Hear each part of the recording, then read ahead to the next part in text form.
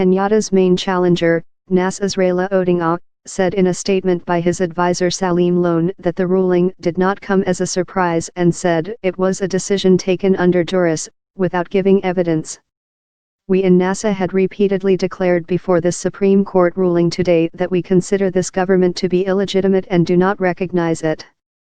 This position has not been changed by the court ruling, the statement said. Monday's ruling clears the way for Kenyatta's swearing in on November 28, but, given the opposition response, it is unlikely to end the worst political crisis in East Africa's richest and most developed economy in a decade. This year's prolonged election season has disrupted the economy and forced the government to cut its growth forecast. Human rights groups say at least 66 people have died in bloodshed surrounding the votes in August and October. The petitioners had argued, amongst other complaints, that the outcome should be voided because the election board did not seek fresh nominations after the August 8 poll was invalidated, and because the vote was not held in each of Kenya's 291 voter constituencies. Kenyan flags. The repeat election on October 26 had been ordered by the Supreme Court after it nullified the results of the August election, citing irregularities in the tallying of votes, an unprecedented move on the continent.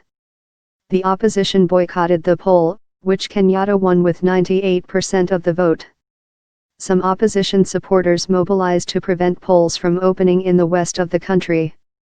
The court has unanimously determined that the petitions are not merited, Maraga said. As a consequence, the presidential election of 26 October is hereby upheld. Kenya, a U.S. ally in the fight against Islamists and a trade gateway to East Africa, has a history of disputed elections. A row over a 2007 poll, which Odinga challenged after being declared loser, was followed by weeks of ethnic bloodshed that killed more than 1,200 people. Police said on Sunday at least 4 people were killed overnight in a Nairobi slum that is an opposition stronghold.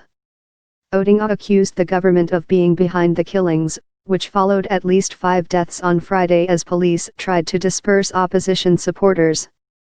He also put the death toll in violence since he returned to Nairobi on Friday from an overseas trip far higher, at 31. In last week's court proceedings, lawyers for both sides argued that the country was on the brink and would plunge into the abyss depending on the court's ruling.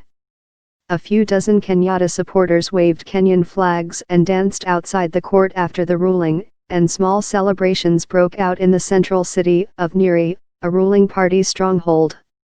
In downtown Nairobi, Elvis Kinyanjui, a vendor selling socks and watches, complained that politics had disrupted his business and said he hoped next year business will be back to normal.